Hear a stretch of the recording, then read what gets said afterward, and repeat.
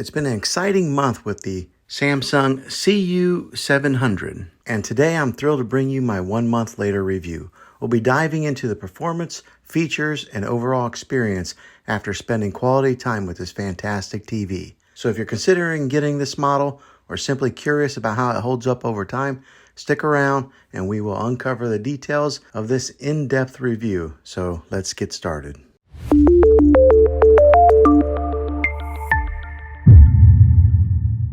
Well, hey guys, Juan here. Thanks for stopping by my channel and checking out this video. So today we're going to be giving my thoughts on owning this awesome TV here, this Samsung 43-inch TV for 1 whole month. What it's done for me, how well it's performed, and anything that I learned that's been new. So we're going to talk about that, and I'm going to give you guys a little bit of a review with this video. So the way this video is going to go is I'm going to give you a little bit of a review process of this video and explain some of the details of it, all the apps and some of the specs on it. And then at the end of the video, I'm going to talk about what it's been like to own this for 1 whole month. So let's go ahead and dive into the review of this video, and then we'll talk about owning it after 1 whole month.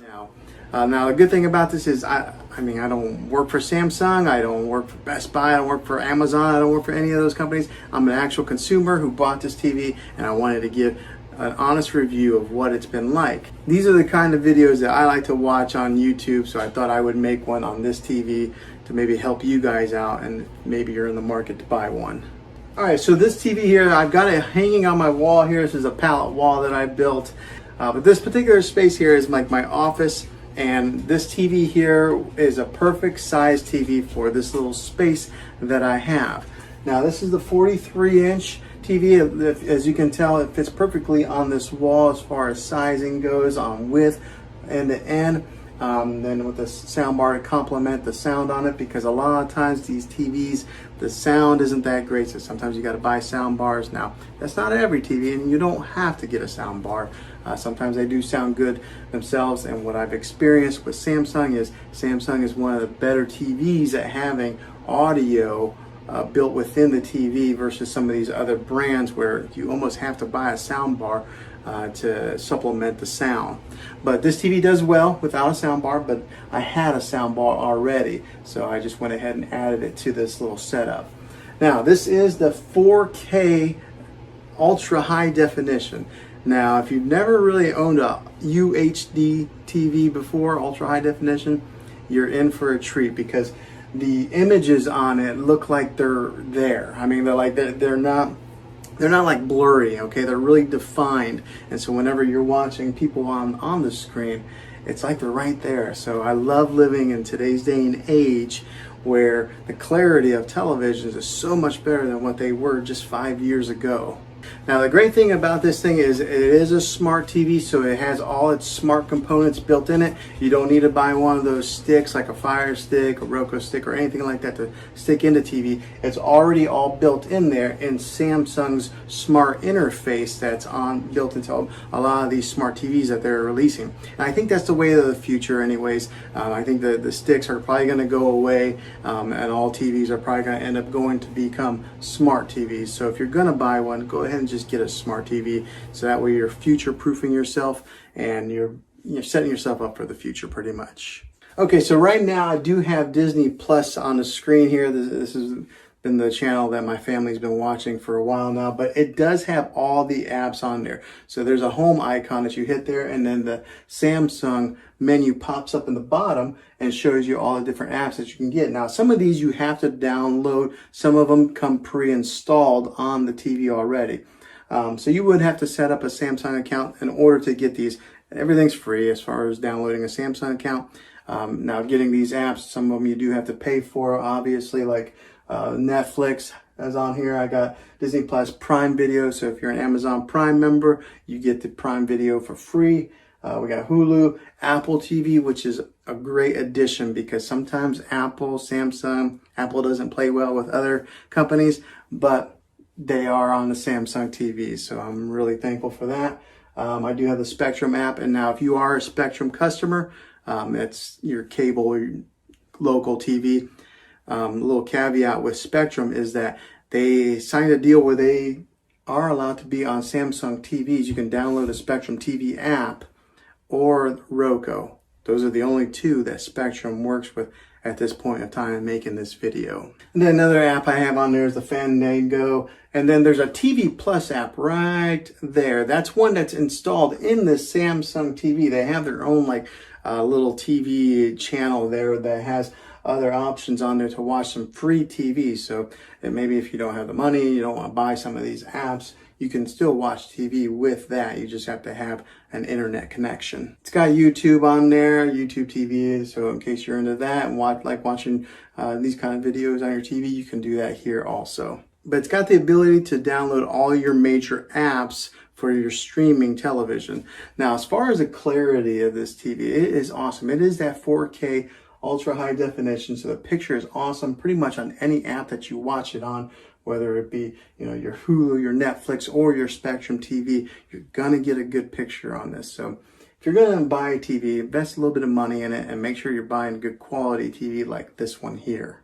Here's a few more features that this thing has when you go into the settings of this TV. It's got the standard picture mode, or you can change that. It's got 4 other ones on there that you can choose from. Like it's got movie mode, it's got dynamic, it's got standard, and it's got natural. There's not a whole lot of difference to me, so I just kind of go with the standard. I think it just looks good. I do have an audio out optical, so it's hooked up with an audio cable, that one of those optical cables that goes from your sound bar to a TV. But you can change that in the settings here if you had something else that you wanted to power the speakers with instead of just using the internal speakers that are built into this TV. So it gives you the ability to do that. Closed captioning if you want to watch TV with the words on there, which I actually do sometimes because sometimes my kids get a little bit noisy and I want to be able to hear what they're saying, but if I can't hear it, I'll read it. So I do keep that on every once in a while. It's got a sleep timer on there. I do have it off, but that's actually a good feature to have in case you're one that maybe likes to fall asleep to the TV and let it turn off after a little bit of time. So that way it saves a little bit of energy, saves you a little bit of electric on your bill. And then you can connect it to your Wi-Fi network here. So, and the Wi-Fi antenna that's built into this thing is pretty good. So if you are a good distance from your router, it'll pick it up. It does a really good job now, unless you got these steel concrete walls or something like that. But this one is a good distance from my home router and it picks it up just fine. I haven't had any lag or any issues with it. Now here's another little feature that's cool with this TV. So it does have a gallery icon right there. You can go into your Samsung app, upload images, and then you can use those images to be like the background, this screensaver that comes up on your TV if you don't want to have the default that comes on there. Something that does happen after you haven't had any activity on the TV in a while, it'll go black, but then there will be a Samsung image that kind of bounces around until it falls asleep. So yeah, there's that.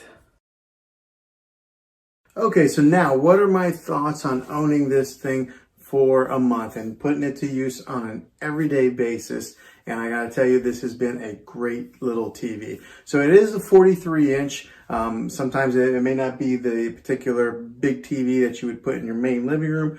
I have it right here in my office space. Maybe you could use it in a bedroom or something, but or maybe if, depending on the size of your room, a 43-inch may be big enough to use as your daily driver and your main TV. But the great thing about this TV is that it is the UHD TV, so the clarity on it is excellent. Watching TV on Netflix, whether it be maybe your Spectrum TV, your regular TV, Netflix, Apple, Disney Plus, all those major apps, they stream out in ultra high definition channels.